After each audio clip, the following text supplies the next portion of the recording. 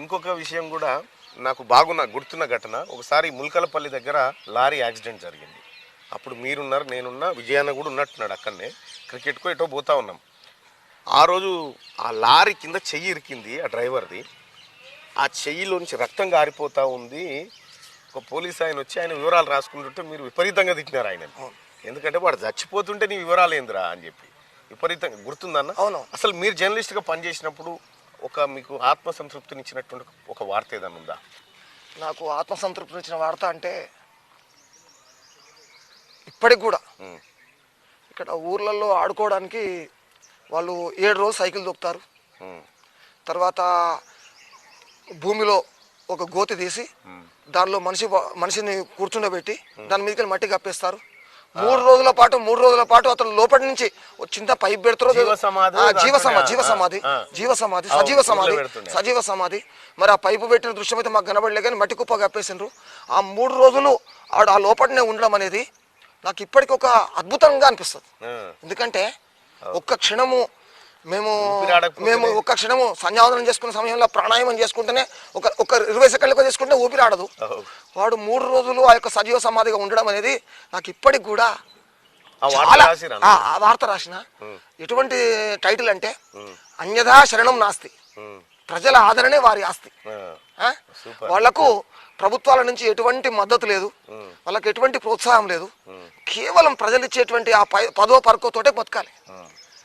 అది sub title. దానికి పెట్టినటువంటి మెయిన్ టైటిల్ ఏంటంటే ఆడుతూ అలరిస్తారు, కాసులు ఇస్తే దీవిస్తారు. ఇది పెద్ద టైటిల్.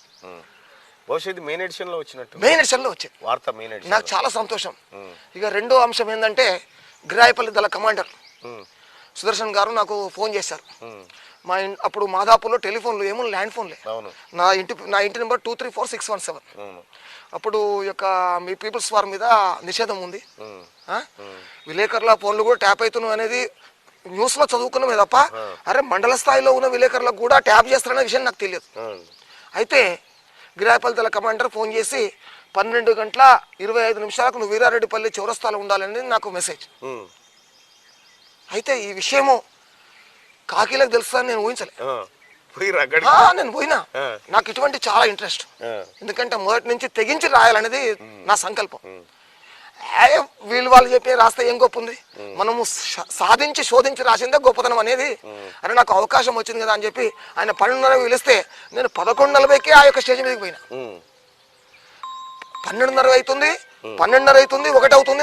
నన్ను ఎవరైతే పిలిచిండ్రో వాళ్ళు నన్ను వచ్చి నన్ను రిసీవ్ కావట్లేదు. ఇదేంటి అనుమానం వచ్చి ఓ దిక్కు బాగా అర్ధరాత్రి చీకటి అవుతుంది, వీళ్ళు రావట్లేదని చెప్పి అనుమానం వచ్చి నేను కొద్దిగా మూత్ర విసర్జన చేద్దామని చెప్పి అక్కడికి పోయినా. పోగానే ఇక వాళ్ళు ఒంటరిగా కూంబింగ్ చేసేటువంటి పోలీసులు అలా చెట్ల తోపుల నుంచి ఉరికొస్తున్నారు చూడాలి. నన్ను పట్టుకపోయి ఒక 3 రోజులు రవీందర్ రెడ్డి డిఎస్పీ మీరు నమ్మండి, నాకు చెడు కూడా ఆడుకున్నాడు. అది ఆ సన్నివేశము ఇప్పటికి కూడా ఒళ్ళు జల్దరిస్తుంది. అప్పుడు పత్రికా యాజమాన్యం, అప్పుడు వైఎస్ రాజశేఖర రెడ్డి పాదయాత్ర చేస్తున్నాడు, ఆయనకు ముఖ్యమంత్రికి ఉన్నంత ఫాలోయింగ్. ఆ గిరీష్ సంఘి గారు కూడా ఈ సంఘటనను ప్రతిష్టాత్మకంగా తీసుకోవడంతో ఆయన వైఎస్ రాజశేఖర రెడ్డి లెవెల్లో పైరవి చేసి నన్ను మళ్ళీ బయటకు తీసుకొచ్చాడు. నాకు జర్నలిస్టు మా మిత్రులు కూడా మంచి మద్దతు ఇచ్చి నాకు ఊతంగా నిలబడడంతో నేను మళ్ళీ మీకు ఇవాళ కనబడుతున్నా. లేకపోతే రవీంద్ర రెడ్డి గారి చేతిలో నేను ఎప్పుడో టపా కట్టేసేవాడిని. ఇది సంఘటన.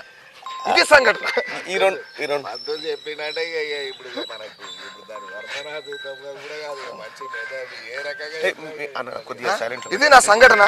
అయితే ఇక్కడ ఆ క్షణానికి మీ శరీరంలో వచ్చిన మార్పు ఏంటంటే నా శరీరంలో నవనాడులు కుంచుకుపోయినాయి. 72,000 నాడులు చచ్చుబడిపోయినాయి. ఎవరిని రానివ్వరు, ఎవరిని చూడనివ్వరు. మా స్టాఫ్ రిపోర్టర్ శ్రీగిరి విజయ్ కుమార్ రెడ్డి గారు ఉంటారు. నేను చూస్తా అంటే కూడా నీకు అవసరం లేదు ఇది. ఆయన వాళ్ళకు కోవట్టు, ఇదే మాట, కోవట్టు. అరే ఎక్కడ కోవట్టు అంటే నిజం రాస్తే కోవట, వాళ్ళు పిలిస్తే పోతే కోవట. అదే జర్నలిజంలో మన యొక్క సహజంగా పోతాం. ఇప్పుడు కూడా మావోయిస్టులు ఏదైనా లేఖ విడుదల చేసినా మెసేజ్ పంపాలనుకున్నా కొరియర్ల ద్వారా వాళ్ళ ద్వారా మనకు ఇస్తూనే ఉంటారు. మామూలుగా నా సంస్థకు కూడా పంపిస్తూనే ఉంటారు. అట్లా ఒకప్పుడు ఉండే. కానీ ఇప్పుడు దరిద్రం ఏంటంటే మావోయిస్టులను ఇంటర్వ్యూ చేయడం కూడా నేరమే ఇప్పుడున్న చట్టాల ప్రకారం. ఆ పరిస్థితి తీసుకొచ్చారు. ఆ రోజు అవి 2 సంఘటనలు. ఇంకేమన్నా ఉన్నాయన్న? అయితే ఆ సంఘటన పీపుల్స్ వార్ వర్గానికి కూడా తెలిసింది. గిరాయపల్లి దళ కమాండర్ సురేషన్ గారు నాకు ప్రత్యేకించి ఫోన్ చేశాడు. నీకు జరిగిన సంఘటన బాధాకరం, నేను ఇంటర్వ్యూ అంటూ ఇస్తే నీకే ఇస్తా అంటూ ఆయన మళ్ళీ చెప్తే అదే గంధమల్ల అడవులో నాకు ఇంటర్వ్యూ ఇచ్చిండండి. అది ఫోటో గోవిందరాజ్ అని చెప్పి కెమెరామెన్ ఉండే, నాకు అత్యంత ఇష్టమైనటువంటి కెమెరామెన్. ఆయన ఫోటో తీసిండు. ఆ యొక్క ఫోటోలో గిరాయపల్లి దళ కమాండర్ ఏమో పూర్తి బొమ్మ, నాదేమో ఈపు భాగం పడుతుంది. ఫ్రంట్ పేజీలో వార్త ఫ్రంట్ పేజీలో బైనేమ్తో వేసింది నా ఫోటో. ఆ ఫోటో ఆ వార్త ఏందయ్యా అంటే ఇప్పటికి టైటిల్ గుర్తొస్తుంది, నిర్బంధపు నిషీధిలో పోరుబాటే వేగుచుక్క అని టైటిల్తో రాసిన. నిర్బంధపు నిషీధిలో. ఇప్పుడు మీరున్నప్పుడు మావోయిస్ట్ దళాలు